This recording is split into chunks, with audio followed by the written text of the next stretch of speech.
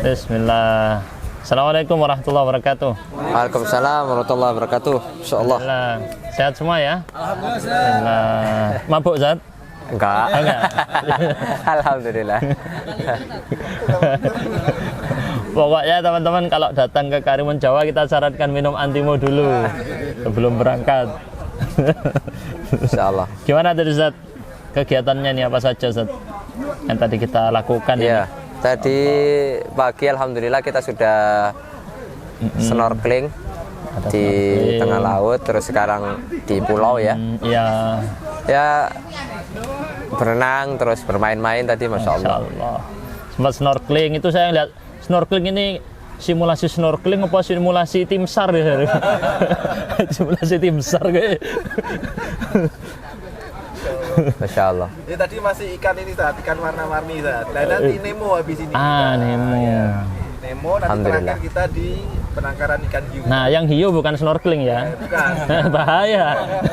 Snorkeling tadi. Masya Allah, banyak ini kegiatannya ya hari ini. Alhamdulillah. Masya Allah. Betul Ustaz, sepatah dua kata Ustaz, nasihat dari antum Ustaz. Tahu kira-kira apa?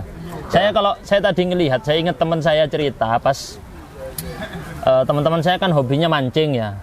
Kayaknya banyak juga bapak hobi mancing. Mancing itu sewa kapal kan, terus di tengah laut.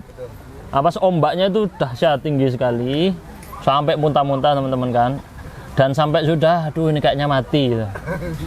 Depan mati, karena kapalnya lebih kecil dari yang tadi. Udah kayaknya mati. Sampai pas sudah balik dari laut ke daratan langsung sujud syukur ada teman-teman. Iya, maksud saya juga pernah lihat video orang di tambang yang di laut itu kan itu benar-benar seperti di Al-Qur'an itu Zat wahya fi maujin kal jibal itu. Iya, Masya Allah. Seperti di ombak yang wujudnya seperti gunung. Maksudnya kita manusia ini memang terlihat lemah sekali. Pas ngelihat lautan sebesar itu, sehebat apapun kita nggak ada apa-apanya di depan lautan tadi. Itu mungkin Zat pandangannya. Iya, Insya Allah. Barakallahu fiik. Fiikum barakallah. Fadhal Zat. Iya, jadi di kesempatan kali ini ya kita kalau bisa jangan hanya sekedar rihlah senang-senang gitu ya, tapi kita harus ada niat. Ya, niat untuk tadabbur sehingga kegiatan kita itu berpahala. Masya Allah. Ya, itu membedakan, makanya niat itu kan tijaratul ulama ya, atau tijaratu ahlil ilmi.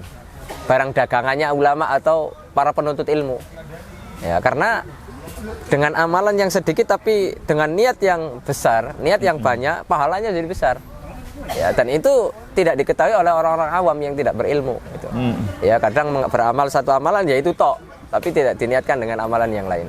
Ya, makanya ini kita juga niatkan banyak yang bisa kita niatkan ini. Tadabbur, ya, menyenangkan keluarga. Ini kan luar biasa. Ya, kita memberikan kesempatan mengeluarkan sedikit harta untuk keluarga itu kan itu nafkah yang sangat agung. Ya. Daripada kita mengeluarkan nafkah di jalan yang haram ya. Dan banyak orang-orang mau mengeluarkan nafkah banyak tapi di jalan yang tidak diridhoi oleh Allah. Sedangkan kita mengeluarkan nafkah untuk keluarga. Ini kan Masya Allah. Ya, ini yang membedakan itu ilmunya ya Zat ya. Ada orang punya ilmu tahu, oh iya aku pernah belajar hadis nyuapin istri itu berpahala. Karena orang sungkan menyuapin istri, buang-buang waktu. Iya. Ternyata nyuapin istri berpahala. Iya. Masya Allah. Apalagi ngajak jalan-jalan itu loh. Apalagi ya kan. Apalagi yang belum punya istri. Nah, rugi. Bayangkan, jenengan nyuapin lebih dari satu. Masya Allah. Waduh. Anak. Ya. Dalam itu, dalam. Masya Allah, barakallahu fikum. Apa yang dipetik ini Ustaz terkait dengan mungkin ibrohnya, pelajarannya ketika kita mentadabburi alam, mungkin apa yang kita harus bersyukur atau bagaimana Ustaz mungkin? Menurut saya ibroh nomor satu yang paling penting dari semuanya itu yang nomor satu, ghaddul basar, pelajaran yang paling nomor satu. Ya. Kita harus benar-benar tahu bahwa realita di lapangan seperti ini. Jadi kita perlu ya sekarang waktunya praktek gitu ya, ghaddul basar. Iya. Jadi idealisme kalah dengan realita. Ya, kalah dengan realita. Itu menunjukkan bahwa kita manusia biasa. Ya, kita manusia biasa. Ya, kita juga punya salah dan hidup di masyarakat ya begitu. Ya, kadang kita bawa ilmu, punya ilmu banyak, tapi kadang untuk mempraktekkan ilmu itu yang paling sulit. Ya, kadang kita bawa ya, kalau saya sama Ustadz ngisi kajian, persiapan tuh gampang banget. Ya, apalagi sekarang ada Maktabah Samila, ada alat-alat bantu lah, ada ChatGPT, AI untuk merapikan tuh gampang banget. Cuma yang menjadi sulit ketika dipraktekkan. Ya, aman. Ya, kalau kita ngajari orang, ayo bersyukur, ayo sabar, ayo kita istighfar, itu mudah banget. Tapi untuk mempraktekkan itulah butuh juhud, ya. Makanya dalam banyak ayat itu Allah mengatakan innalladzina amanu wa amilus solihat. Karena nggak bisa terpisah itu. Cuma wa amilus solihat itu sulit.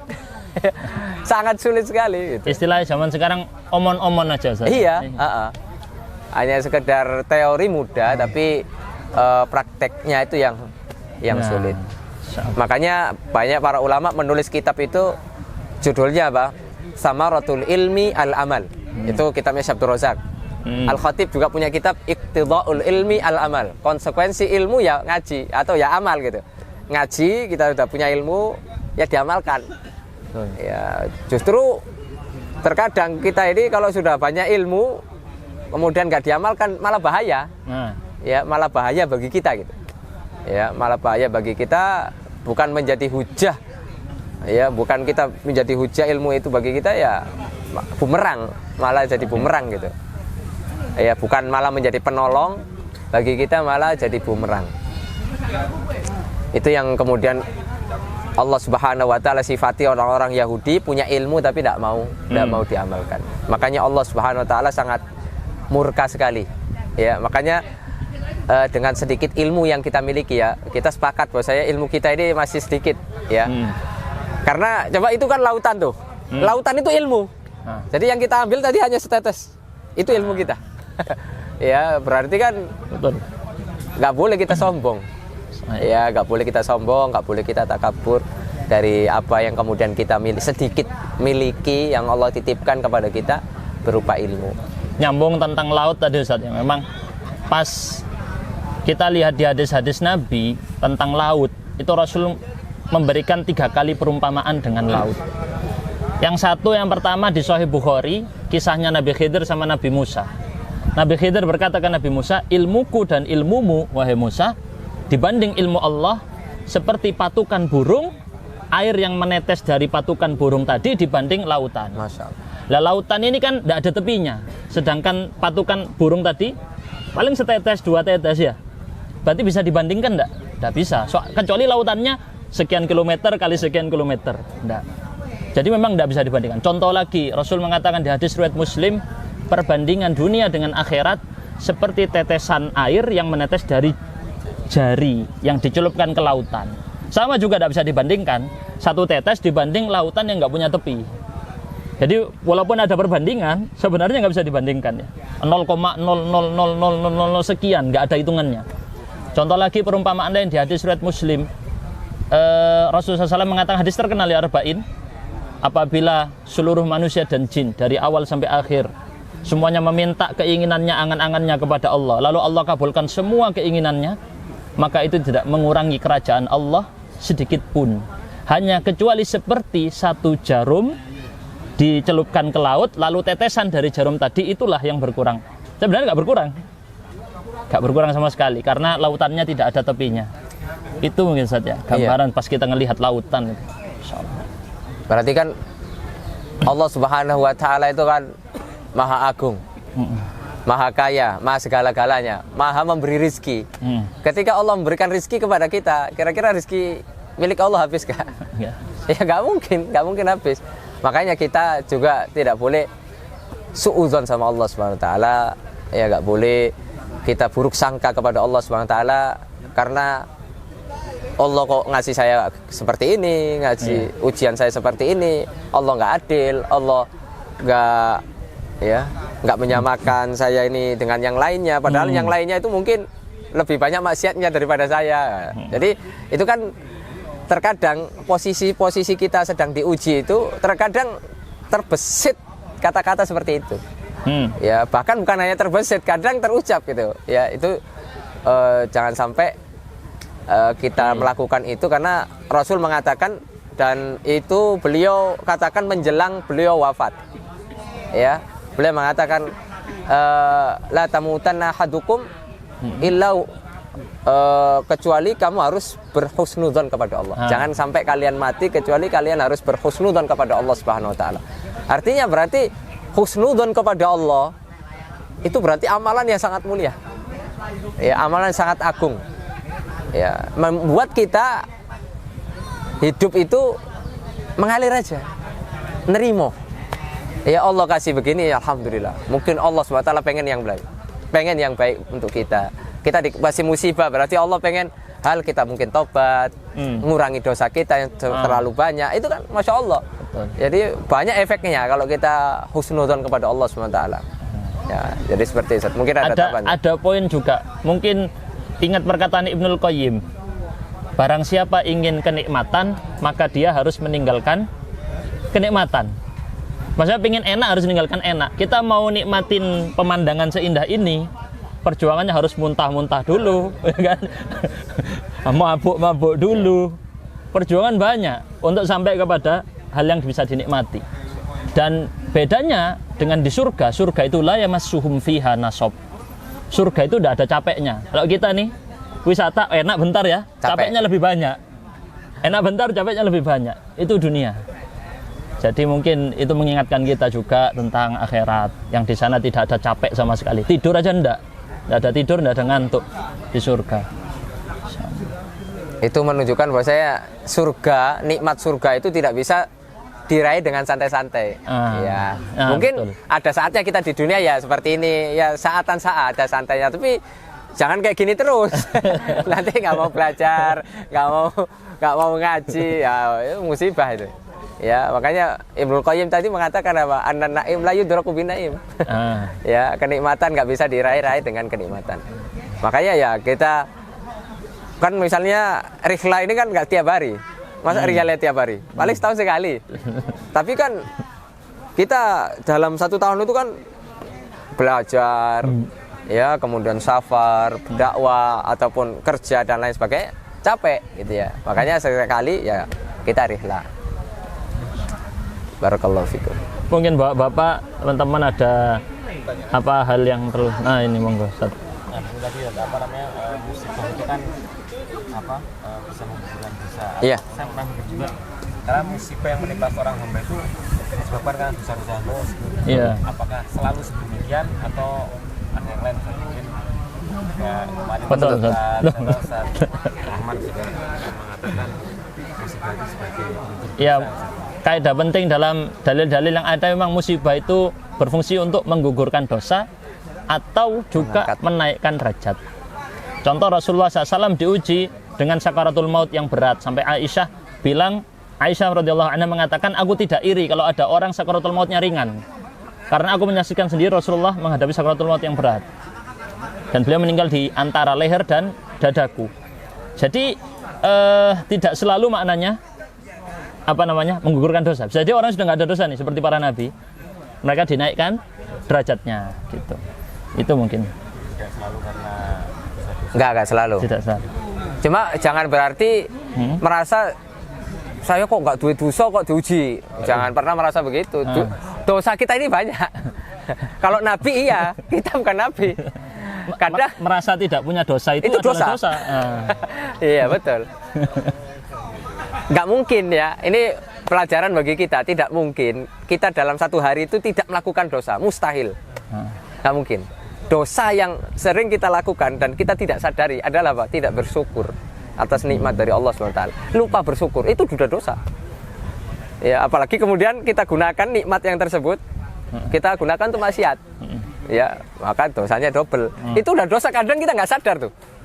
Ya, misalnya kita bangun. Bisa bangun itu loh, nikmat atau tidak?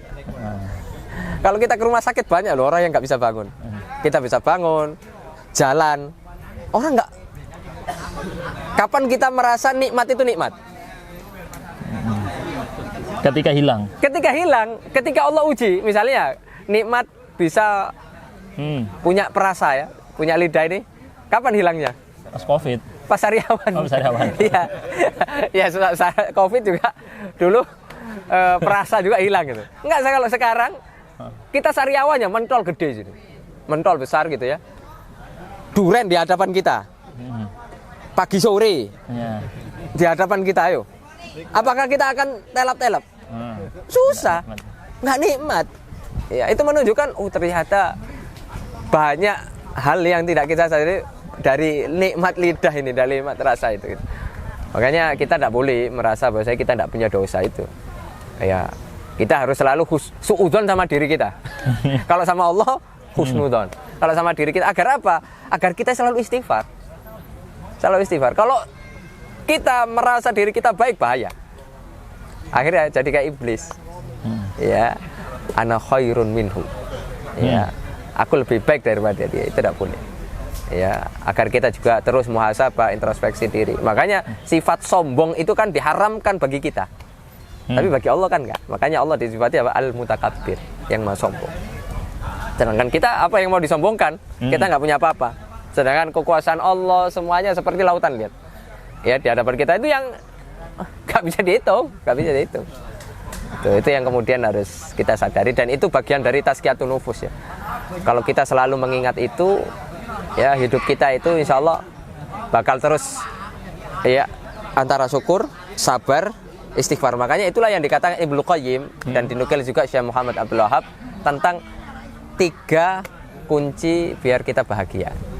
Ya, yaitu kalau dapat nikmat ya disyukuri. Kalau lagi kena musibah ya bersabar. Tapi kalau kemudian kita terjatuh ke dalam dosa ya istighfar. Ya, karena itu adalah tanda-tanda kebahagiaan. Pokoknya itu aja. Iya. Tapi kan kita nggak selalu bahagia. Dalam artian dapat kenikmatan terus. Ya namanya hidup kan di atas. Watilkal ayyamu nudawiluha bainan nas. Iya. Ya. Kadang kita baru apa istilahnya, kalau lagi enak kita memuji Allah, pas lagi nggak enak lupa semuanya. Maksudnya dalil-dalil tentang sabar itu hilang pas lagi sulit. Maksudnya contoh kemarin, harga dolar naik, Pertamax naik, orang marah nggak terima kan ya. Terus ustadz yang nyeramai sabar, oh bazar pemerintah, ngono langsung. Sesuai. Padahal itu momen dibutuhkannya ilmu, iya, dipraktekkan. Tapi sebagian orang nasihatnya nggak tepat, Zat. Ya nggak tahu, saya nggak ikut itu, Zat. Lah terus yang menjadi pertanyaan, yang tepat kapan? Nah itu makanya betul. Subhanallah, memang ya itulah manusia ya, kita nggak bisa mencari ridho manusia, nggak bisa. Ya kita niatnya baik, tapi manusia memandangnya tidak baik. Ya makanya yang paling penting adalah dari tujuan hidup kita itu adalah ridho Allah, karena itulah yang kita kejar, ya bukan ridho manusia. Kalau ridho manusia ya mungkin sebagian meridhoi kita, tapi sebagian yang lain nggak mungkin, nggak bisa. Ya makanya kata Imam Syafi'i itu ridhon nas ghayatun la tudrak. Ya ridho manusia ya tujuan yang tidak mungkin atau bisa dikatakan mustahil untuk bisa tercapai. Ya, siapapun itu, orang yang paling baik sekalipun, jangankan kita, Nabi. Apakah Nabi diridhoi semua manusia? Kan enggak. Ya, yang jelas-jelas dijamin surga. Apalagi kita, apalagi hanya seorang presiden, apalagi hanya seorang ustadz, ya, apalagi hanya seorang figur dan lain sebagainya. Enggak mungkin. Nah, jadi, masya Allah banyak Ustaz faedah-faedah yang bisa kita ambil ya dari rihlah kita ini. Belajar kehidupan, karena kadang kita belajar langsung di kehidupan itu lebih ngena, Ustaz. Betul. Kadang kita kasih dalil-dalil, orang waduh, ada orang nggak ngefek sama kata-kata, Ustaz. Kata-kata hari ini nggak ngefek. Ngomong toh, kalau udah nggak ngefek kata-kata, biasanya dikasih yang real depan mata. Gini, Ustaz, musibah. Harusnya apa? Kejadian hari ini. Itu biasanya ngefek, Ustaz. Hanya dari sekedar kata-kata, kejadian hari ini gitu. Orang sudah wangel kandanane, Ustaz. Biasanya kata-kata tidak mempan, Allah kirim musibah. Ya. Biar dia kembali kepada Allah. Ya, safar ini termasuk potongan dari azab Itu sudah jelas Iya. ya. Kita juga merasakannya. Dari sini kita juga belajar hidup itu nggak selalu enak terus gitu. Itu mungkin Ustaz. Iya. Masya Allah. Bapak-bapak, teman-teman sekalian, ada lagi. Ini yang jomblo-jomblo berapa orang? Banyak Ustaz, banyak jomblo. Banyak ya? Yang jomblo angkat tangan. Full. Full semua jomblo. Lu Waduh. ada yang ngaku-ngaku? Enggak. Ada aku lagi. Apa Isan? Oh, wow, aman. Baru satu. Wah, Pak Irwan jomblo di sini, Pak. Masya Allah. Ustaz, saya mau tanya, apakah ada kisah ulama terdahulu yang melakukan tadabbur alam atau refleksi seperti kita ini? Masya Allah. Itu sulit juga Ustaz, pertanyaannya. Iya. Saya ada tahunya satu. Ibnu Taimiyah saat beliau diasingkan dan di penjara diasingkan, beliau sebut diasingkannya beliau itu adalah sebagai siyahah. Siyahah itu perjalanan tapi tujuannya untuk ketaatan. Itu mungkin ya, tapi itu isinya bukan wisata itu. Penjara. Beliau di penjara. Iya. Entahlah, pasti kita yakinnya ada. Cuman yang tidak teriwayatkan kepada kita bukan berarti tidak ada. Betul. Itu. Ya, Ada, kalau kontemporer ya ada. Kalau kontemporer. Ya, kalau kontemporer ada, kita lihat beberapa masyayikh ya. Heeh. Itu kalau ke Indonesia itu mesti pengen lihat syalal, air terjun, menunjukkan ya mereka juga pengen ya seperti yang saya sering lihat itu Syekhuna Syekh Abdul Razak Al-Badr itu biasanya kalau ke Indonesia itu biasanya beliau hanya pengen menikmati pemandangan aja. Ya, biasanya beliau rutinnya ke Sumbar. Oh, Dan beliau kadang kalau ke Indonesia tuh nggak ngisi kajian, cuma pengennya rihlah dan nulis buku. Iya, jadi nikmati tapi kan sepi ya, nggak ramai seperti ini. Kemudian beliau bisa fokus nulis buku. Makanya biasanya kalau beliau habis pulang dari Indonesia terbit bukunya, itu kan Masya Allah tuh.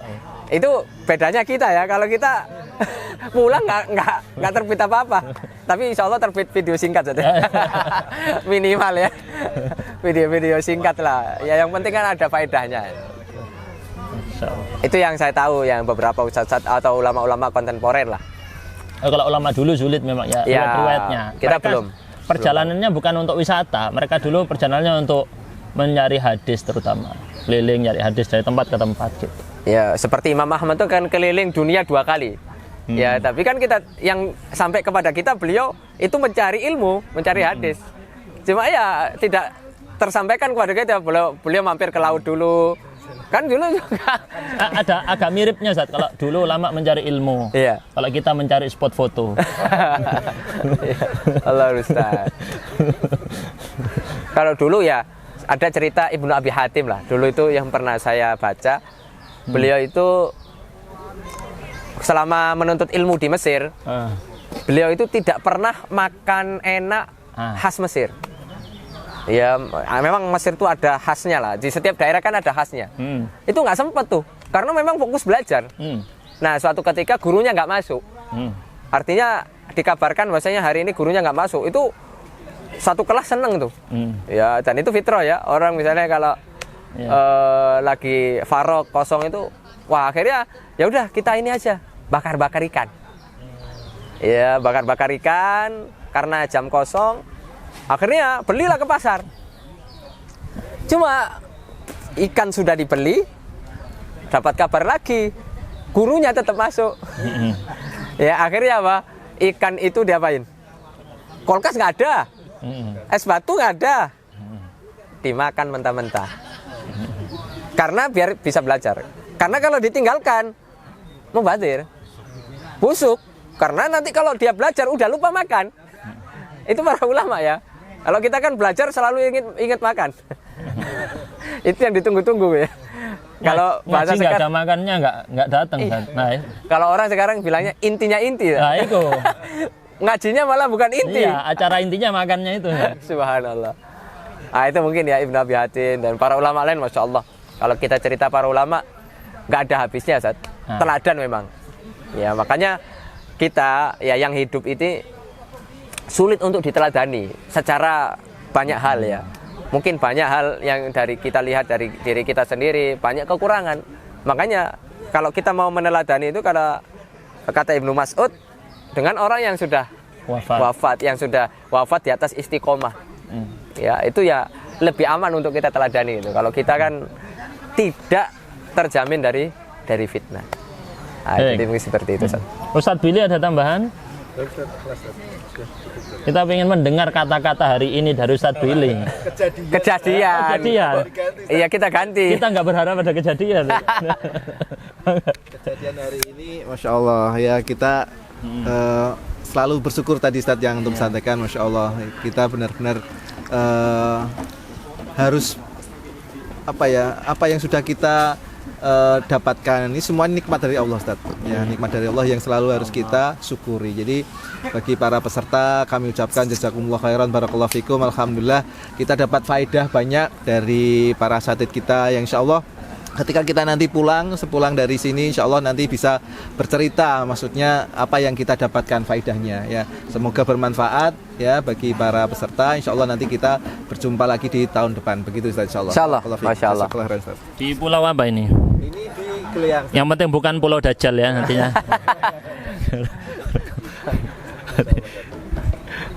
Kita tutup. Subhanakallah bihamdika. Asyhadu an la ilaha illa anta astaghfiruka wa atubu ilaik. Assalamualaikum warahmatullahi wabarakatuh. Waalaikumsalam warahmatullahi wabarakatuh. Allah.